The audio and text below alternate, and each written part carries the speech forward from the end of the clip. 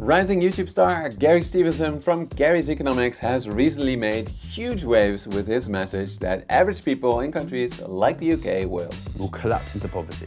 Desperate poverty. I'm talking about Charles Dickens, Oliver Twist. That is the future of this country if we don't deal with growing inequality. Gary's main message is that inequality can explain essentially everything, ranging from the weak recovery from 2008, the cost of living crisis during COVID, stock price rally in the mid-2010s, to the rise of the far right. And if we don't take action on it, it will get worse and worse and worse and worse. Luckily, Gary says that inequality is the core central problem. I would encourage people to care about it, because if we don't take action on it, it means living standards getting worse and worse and worse. But is he actually correct? Can you trust Gary's economics to tell you the truth? According to Gary, academic economists like me, well, we are part of the problem because We've created a system which obviously takes all the good economists and said, we are going to fill your mouth with money if you shut the fuck up. Yeah, well, Gary, this economist just so happens to do a series where I fact-check famous YouTubers talking about economics using data and academic research. And a lot of my viewers asked me to feature your channel today, so here we are. In this series, I try to stick to the main message only, which for Gary starts with the UK's inequality crisis. Or in Gary's words, the UK is in an inequality crisis because inequality is increasing. Inequality is increasing rapidly. And in this country we're talking right now, 150 years ago, ordinary men and women lived in desperate poverty, okay? That's going to happen again. Because there's a worryingly accelerating nature to inequality, which is the bigger inequality is, the higher the amount of transfer payments made from the poor to the rich, which means the higher the rate at which the rich dispossess the poor, which means the higher the rate of transfer payments. So this is, and probably the thing which sort of caught me the most and worried me the most about this, mathematically this is not self-containing. To fact check these statements, I first searched for evidence that Gary uses himself to back them up. But strangely enough, in his own videos, Gary hardly ever uses any concrete evidence or data. This is no accident. Recently on the Despolariza podcast, Gary said that it's because I know the graphs are all bullshit. I know from Fairness Foundation and from Equality. Listen, all of the graphs are bullshit. Now for context, in this discussion, the podcast host essentially says, look, most data about inequality is actually produced by non-profits such as the Fairness Foundation that are explicitly fighting inequality, so you should be able to trust them, right? But when pressed a bit more, Gary said that the reason why he believes the graphs are still bullshit is that we cannot accurately measure the wealth of the very rich. It's very, very difficult. You know, we have economists doing that if you want. There's an economist, French guy, Gabriel Zucman, he's really good. And yeah, there's actually some truth to that. It's well known that the super rich hide a lot of their wealth, especially in tax havens. But actually, based on new tax haven data, Gabriel Zucman, Gary's favorite economist, has estimated that this only accounts for about 2 to 3% of total UK household wealth, because it is really only the top 1% that can afford to use tax haven services. So yes, wealth inequality data misses some wealth for sure, but it's actually not that much, at least not for the UK. If we were studying Russia, where much more wealth is hidden offshore, then yes, Gary would have a good point. We cannot trust the data.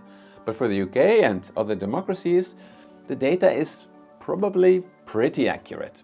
So to fact check Gary's claims about inequality, I relied on the database that Gabriel Zucman tends to use himself, the World Inequality Database. The economists that made this database explicitly designed it to find hidden wealth by combining a lot of different data sources, such as tax data, private estimates, and so forth.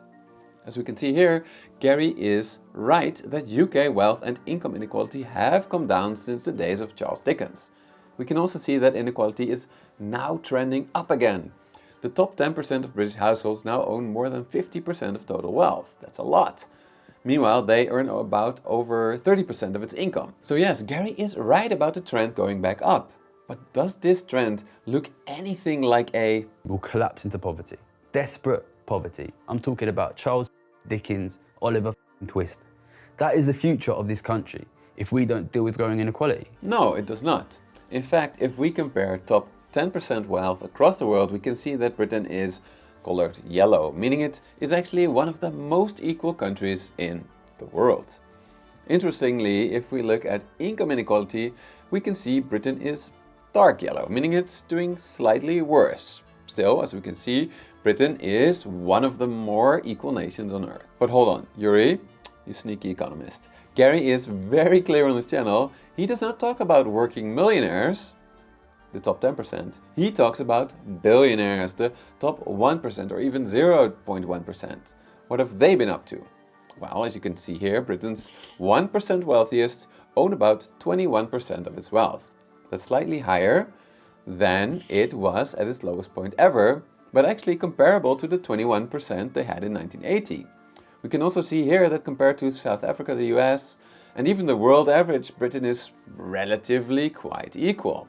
And strikingly, the claim that there's a worryingly accelerating nature to inequality does not appear to be true at all. So when it comes to fact-checking Gary, he's not off to a great start. Yes, inequality has been trending up for the last decade. That is worrying for sure. No doubt about that. But these graphs don't really fit with Gary's message of a will collapse into poverty. Desperate poverty. I'm talking about Charles Dickens, Oliver Twist. That is the future of this country if we don't deal with growing inequality. Could it be that when Gary says that I know the graphs are all bullshit. because they are far less dramatic than Gary's message?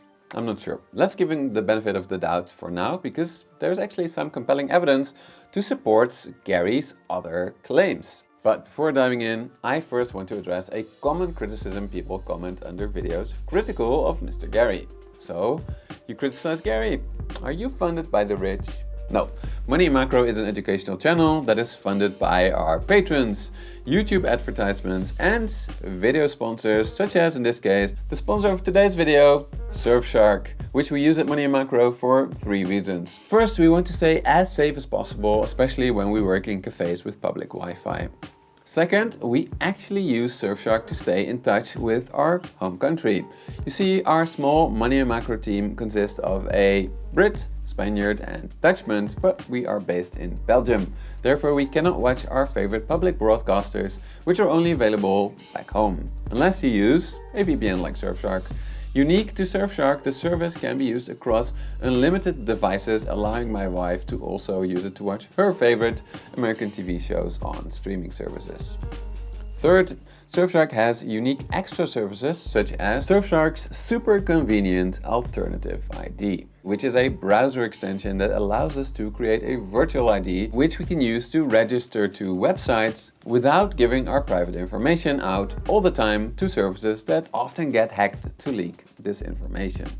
So if you are like us and want to stay safe online while enjoying TV shows from anywhere in the world, now's the time to sign up to Surfshark. So go to surfshark.com/moneymacro or use promo code moneymacro to get 4 extra months of Surfshark VPN. Okay, with that being said, let's get back to Gary's second core message.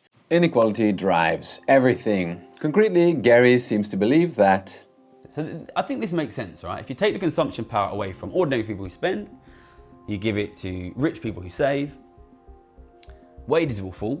Therefore, Making a lot of money, betting that inequality would devastate living standards and keep interest rates low and push house prices up and push stock prices up. and therefore, when it comes to the housing crisis, Gary says, The housing crisis is not a housing crisis. The housing crisis is a crisis of asset affordability. All asset prices have gone up enormously, and that means you can't afford them. and You're not going to deal with that by building more houses. You need to deal with that by stopping the inequality growth. is that all true? Sadly, just as with his inequality explosion claims, Gary hardly ever backs up any of his claims with evidence, in his own videos at least. That is a real shame, because when I started looking into it, I could find a lot of research that backs up many of his claims. For example, there are some really good studies by economists from the IMF and World Bank which present evidence that rising inequality makes economies grow more slowly because rich people spend less than poor people. Second, I found some really interesting studies that present evidence increasing wealth inequality can cause asset bubbles because rich people buy more stocks.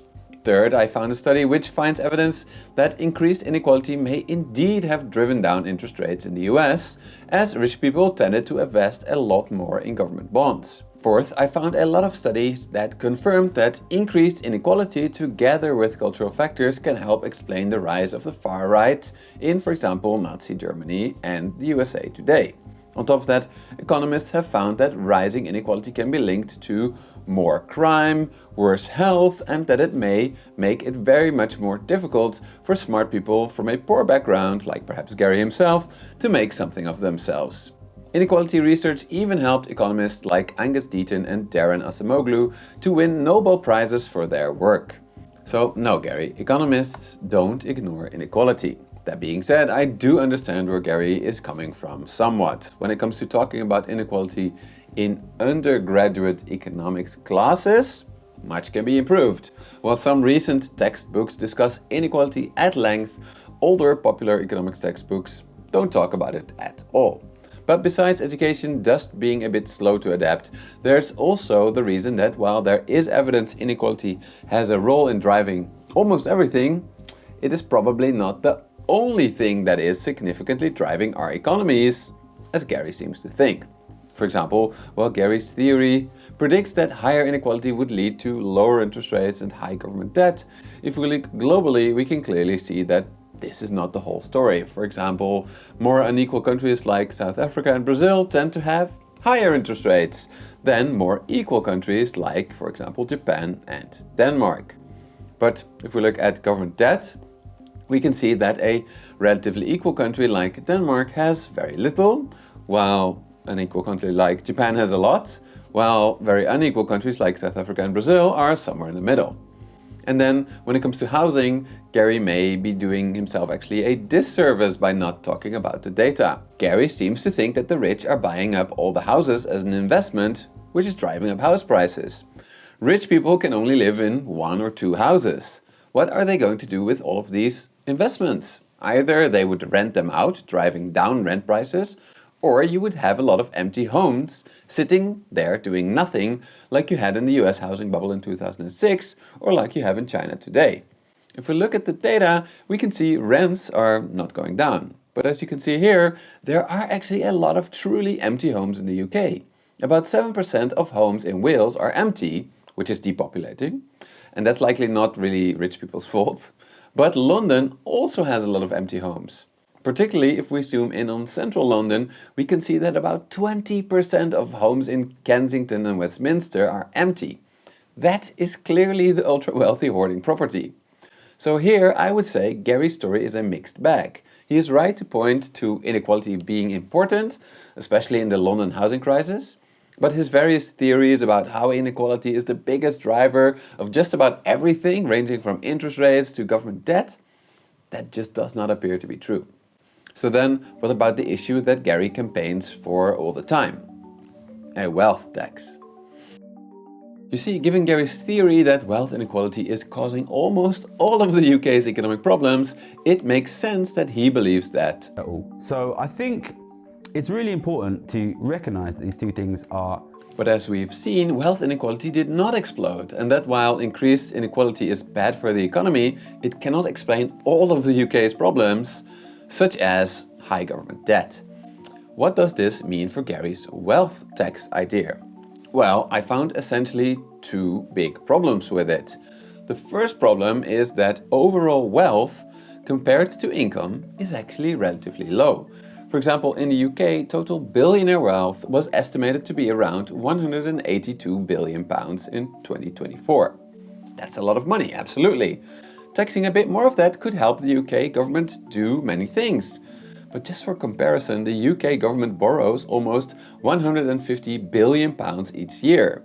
So Gary's 2% wealth tax proposal, that's pennies. If you'd set an 83 wealth tax proposal for UK billionaires, you'd only be able to cover government borrowing for a single year. The second problem with Gary's optimistic wealth tax solution is the same that I've said in my previous video reacting to Gary. Ultra-rich people are very mobile.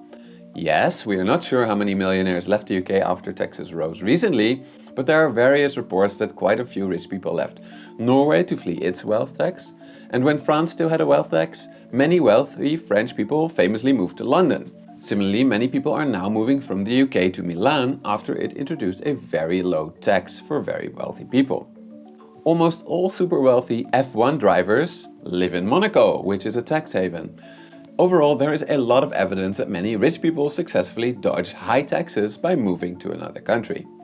Gary has always reacted to this argument by saying that taxing the rich will be very, very difficult. It's possible. These people are not magicians. These people are not Gandalf. They can't magic themselves out of the country and disappear all of the wealth out of the country. The wealth is here. It is the wealth of our countries. In other words, while billionaires can move, they cannot move all their wealth. The wealth remains in Britain. When it comes to property, this certainly applies. In fact, after seeing how many homes are empty in London, I think Gary could make a really convincing case that Britain needs a wealth tax on property, rather than its current council and stamp duty taxes. This could be great for the British economy, as it may allow more nurses and teachers to live in central London if the ultra-rich start renting it out to pay for this wealth tax. However, most assets that the ultra-rich have are not property. When a wealth tax was discussed for the US many years ago, economists were quick to point out that about 80% of the assets of the ultra-wealthy are financial assets, such as government bonds or bank deposits that can be easily moved elsewhere. They can do this because countries like the UK have free capital flows. Similarly, when Norway introduced a wealth tax, many of its entrepreneurs fled to Switzerland. Thanks to free trade agreements, countries cannot tax imports, so this wealth is not tied to the country either. Norwegian entrepreneurs can just take their company headquarters with them and then export to Norway. These problems could explain why Gary recently talked about wealth tax complexity in the following terms. This, I think, really encapsulates the childish naivety that I talk about. Is people turn around to me and they say, okay, show me the tax policy then. Show me the tax policy. I'm here in my kitchen, right, which is real, like with a massive YouTube channel, like I'm pretty obviously the world's biggest campaigner for wealth taxes, and I work hard, right? Do you think tax policies are usually made by YouTubers? Gary is of course right. Tax systems are designed by economists, and then they are implemented by politicians and lawyers, many of them, who then often water them down, leaving in tiny loopholes. On the bright side, if we look at the data, we can see that taxes do already decrease inequality. For example, as you can see here, income inequality in the UK before taxes is almost as bad as it is in the US. But after taxes, it is much better. Despite that, I agree with Gary that the current tax system is not fair. New research by US economist Zuckman shows that US billionaires only pay an average tax rate of about 24%. That's much lower than what the middle class would pay. Totally unfair. A fairly recent study in the UK found that if high-income earners paid headline rates, they would have to pay 23 billion more than they currently do. That's a lot of money, no doubt about it. But a solution to fix the entire UK economy? No. Sorry, that's just 2% of total government income today. So where does that leave Gary? In other words, can you trust Gary's economics? To me, it's a mixed bag. Gary is right that rising inequality is a big problem. Gary is fighting for a fairer tax system, which is needed. Yet there is so much good research about how bad inequality is and why it's bad, and Gary doesn't use it, he rather relies on his own theories. There are so many proposals about how to reform the tax system, but Gary doesn't appear to have read them carefully. Instead, he makes a lot of exaggerated statements like how Britain will collapse because of skyrocketing inequality, which is clearly not true. That is a shame, because to get a fairer tax system, Gary has said that I think in particular, we need what I'm thinking of as academic cover, which is economists, people at think tanks, people with these kind of academic credentials. And to get that, I think he needs to be a little bit less hyperbolic with his messaging and be a bit more evidence-based. This is of course easier said than done, because so far Gary has built a massive following precisely with very hyperbolic collapse messages that tap into very legitimate problems like the massive housing and cost of living crisis in the UK. He boasts about how great his predictions are about rising asset prices and falling living standards, and I checked this and so far they've not been perfect, but pretty good. To be a successful trader like Gary clearly was, that's all you need to be right more often than wrong about financial assets. This is how you make money. But to convince researchers, your theory should not only predict the future a couple of times, your theory should also be able to explain why inequality is not increasing so fast anymore. Why super unequal countries actually have relatively high interest rates. And why some very equal countries have very high government debt. If Gary can improve his theories to line up with all the evidence, such as how research has shown that ignoring inequality leads to a worse economy, more crime, worse health, and the rise of the far right, then I think Gary can succeed to make his case with people with, as he says it, academic credentials. Heck, Gary, if you are watching, feel free to check out my sources in the description below and use them as you please. By the way, I did reach out to Gary's team multiple times to comment on this video, but so far he has not responded. So if you are a Gary fan, please ask him to come on my podcast. I'd love to have him. Money Macro Talks is the name, and we could then together go through the arguments presented in this video. But yeah, what do you think? Have I been fair to Gary? Have I been too strict or too generous? Let me know in the comments below, and if you think peer reviews like this video are essential for the YouTube information ecosystem, consider supporting my channel on Patreon or by becoming a member. Finally, no, the rich did not pay me to make this video. Surfshark did sponsor it. So if you're looking to buy a VPN, please consider getting theirs via my link in the description below. If enough people do that, they are more likely to sponsor me again in the future, enabling me to keep the channel going.